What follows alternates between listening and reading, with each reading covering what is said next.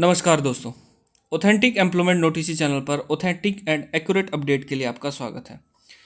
इस वीडियो में हम एचएसएससी के द्वारा निकाली गई 6000 कांस्टेबल की जो पोस्ट हैं उसमें सोशो इकोनॉमिक क्राइटेरिया के अंडर जो आपके 2.5 मार्क्स देने हैं उसमें क्या क्या कंडीशंस हैं उन सब के बारे में बात करेंगे। सबसे पहले हम बात करेंगे कि जो फाइनेंशियल ईयर लिखा गया है कि आपकी इनकम जो है वो किस साल की देखी जाएगी, ये आपको पूरी तरीके से क्लियर कर दिया जाएगा। जैसे कि एचएसएससी टीजीटी में सबसे पहले ऑथेंटिक एम्प्लॉयमेंट नोटिस चैनल ने ही इस चीज़ को कैंडिडेट को क्लियर किया था, उसी प्रकार से हरियाणा पुलिस के जितने भी अभ्यर्थी हैं, चाहे मेल कांस्टेबल के हैं चाहे फीमेल कांस्टेबल हैं, उन सब को फाइनेंशियल ईयर कौन सा आपका इनकम का देखा जाएगा वो पूरी तरीके से क्लियर कर दिया जाएगा। इसके बाद आपका कोई डाउट नहीं बचेगा। और जो आपको 2.5 मार्क्स मिलने हैं उसके लिए जो कैंडिडेट हैं वो कौन कौन कैंडिडेट एलिजिबल होंगे, फैमिली में कौन कौन देखा जाएगा, जॉब का क्या सिनारियो रहेगा, वो सब बात की जाएगी इसमें। अगर हम बात करें तो आप लोग देखिए कि एडवर्टाइजमेंट की जो क्लोजिंग डेट है वो 21 मार्च 2024 है। इसका मतलब कि जो एडवर्टाइजमेंट अप्लाई हो रही है वो आपकी 2023 से 2024 का जो फाइनेंशियल ईयर है, यानी 2023-2024 के फाइनेंशियल ईयर में आपकी एडवर्टाइजमेंट अप्लाई के अकॉर्डिंग आप फॉर्म फिल कर रहे हैं। अब बात कर रहे हैं नो जॉब के अंडर जो आपका क्राइटेरिया है जिसमें कि आपको 2.5 मार्क्स मिलने हैं। अब इसमें अगर फैमिली की बात करें सबसे पहले तो फैमिली में पेज नंबर 17 पे इसका अनेक्जर दिया गया है, वो आप लोग देख सकते हैं।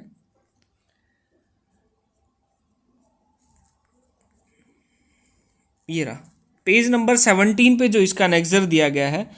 अब इसमें थर्ड पॉइंट जो है उसका फर्स्ट पॉइंट आप पढ़िए कि घर में जो है अप्लीकेंट की फैमिली में कोई भी रेगुलर एम्प्लॉय नहीं होना चाहिए, मतलब गवर्नमेंट जॉब में आपका नहीं होना चाहिए। सबसे पहली बात तो सबसे पहली कंडीशन आपकी ये फुलफिल होनी चाहिए। इसके बाद जो सेकंड पॉइंट है जिसमें कि आपको सबसे ज़्यादा कन्फ्यूज़न होती है कि इनकम डीवी तक देखी जाएगी या फॉर्म भर रहे हैं उस डेट तक देखी जाएगी या कब की देखी जाएगी, ये मैं आपको इस वीडियो के माध्यम से क्लियर कर देना चाहूँगा। और आपको इसमें कोई भी शंका नहीं रहनी चाहिए कि इनकम कौन से साल की आपकी देखी जाएगी। इसमें साफ साफ लिखा हुआ है कि gross annual income of the family from all sources. अब फैमिली का मतलब क्या है वो नीचे दिया गया है, वो अभी थोड़ी देर में आपको बताऊंगा। या तो उसकी सैलरी है, एग्रीकल्चर से है, बिजनेस से है, प्रोफेशन से है, और for the financial year prior to the year of application should be less than 1,80,000 rupees only. अब इसका मतलब क्या है कि जो फाइनेंशियल ईयर है आपका वो जिस साल आप अप्लाई कर रहे हो उससे पहले वाला फाइनेंशियल ईयर आपका देखा जाएगा। सो आप अप्लाई कर रहे हो 2023 से 2024 के फाइनेंशियल ईयर में, जो एडवर्टाइजमेंट की लास्ट डेट है उसके हिसाब से आप 2023 से 2024 के फाइनेंशियल ईयर में अप्लाई कर रहे हो। सो इनकम जो है वो आपकी देखी जाएगी 2022 से 2023 के फाइनेंशियल ईयर की। अब 2022 से 2023 का जो फाइनेंशियल ईयर है उसमें कौन से मंथ से कौन से मंथ की देखी जाएगी, इसका मतलब ये है कि 1 अप्रैल 2022 से लेके 31 मार्च 2023 तक आपने जो भी अर्निंग की है, चाहे वो सैलरी से हो, एग्रीकल्चरल आपकी लैंड हो, अगर मान लो आपके 1 हेक्टेयर लैंड है तो उसका कितना आपका इनकम काउंट करती है सरकार, वो देखा जाएगा। सो मोस्टली ये है कि आपकी जो इनकम है जो आपके बैंक अकाउंट में आ रही है या फिर आपने एग्रीकल्चरल लैंड से जो कमाया है वो आपकी 1 अप्रैल 2022 से लेके 31 मार्च 2023 के बीच की इनकम देखी जाएगी। 31 मार्च 2023 के बाद आपकी इनकम कितनी भी रही हो, आपकी कोई जो है आपने कहीं प्राइवेट जॉब कर ली हो, अगर 31 मार्च 2023 के बाद आपकी कोई प्राइवेट जॉब लगी है और उससे आपकी इनकम 1,80,000 से ज़्यादा हो गई है तो आपको घबराने की कोई ज़रूरत नहीं है। आपकी इनकम सिर्फ 1 अप्रैल 2022 से लेके 31 मार्च 2023 तक की ही देखी जाएगी, जो कि आपके अनेक्जर 2 में लिखा हुआ है और एडवर्टाइजमेंट का पेज नंबर 17 है। अब फैमिली का क्या मतलब है, जो मेल अप्लीकेंट है जो अनमेरिड है या जो मेल अप्लीकेंट है उनके फादर, मदर, वाइफ और अनमेरिड ब्रदर हैं या फिर उनके पुत्र हैं या तो वो भी देखे जाएंगे। सो मेल अप्लीकेंट का केस है आपका ये। फीमेल का क्या है, फीमेल अगर अनमेरिड है तो वो खुद उनके फादर, उनकी मदर और उनके अगर ब्रदर हैं अनमैरिड हैं तो वो काउंट हो गए। अगर ब्रदर मैरिड है तो अनमैरिड फीमेल की फैमिली में वो काउंट नहीं होंगे। अगर फीमेल मैरिड है, अगर शादीशुदा महिला है तो उसके हस्बैंड, उसके ससुर, उसकी सास और उसके अनमैरिड ब्रदर इन लॉ यानी देवर वो काउंट हो जाएंगे। अगर बच्चे हैं तो बच्चे काउंट हो जाएंगे। अब सबसे बड़ा डाउट ये रहता है कि शादी के बाद जो है फैमिली आईडी अलग बनवा ली जाती है। सो अगर आपकी फैमिली आईडी अलग भी है तो भी आपके जो फैमिली की डेफिनेशन दी गई है वो उसमें आ जाएंगे, वो काउंट होंगे उसमें। ऐसा नहीं है कि आप फैमिली आईडी अलग बनवा के आप लोग आपकी फैमिली आईडी की इनकम शो कर दें और आप 2.5 मार्क्स क्लेम कर लें, क्योंकि इसमें फैमिली की डेफिनेशन पुख्ता तौर पर दे दी गई है कि मैरिड फीमेल की फैमिली में उनके हस्बैंड, उनके सास, उनके ससुर और उनके जो देवर हैं वो आते हैं और उनके जो बच्चे हैं तो वो भी आते हैं। डाइवोर्स्ड फीमेल की अगर बात करें तो उनके केस में उनके जो फादर हैं, उनकी मदर है और अनमैरिड ब्रदर है या फिर उनके बच्चे हैं तो वो उनकी फैमिली में आएंगे। तो आप लोगों को कोई डाउट नहीं होना चाहिए इस केस में कि आपकी फैमिली में कौन कौन आएगा।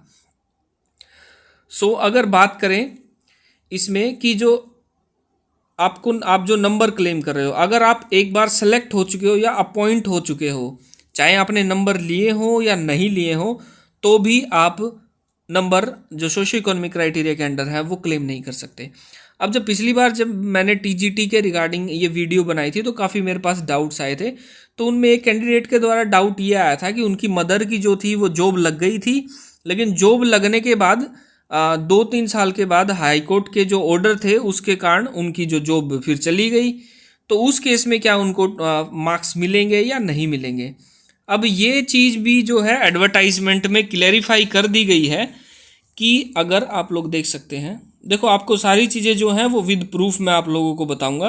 कोई ऐसा नहीं है कि मैं अपने मन से आप लोगों को वो चीज़ें बता रहा हूँ, क्योंकि एडवर्टाइजमेंट में वो चीज़ें भी आपकी क्लियर की गई हैं। आप एडवर्टाइजमेंट में ही देख के उन चीज़ों का विश्वास कीजिए।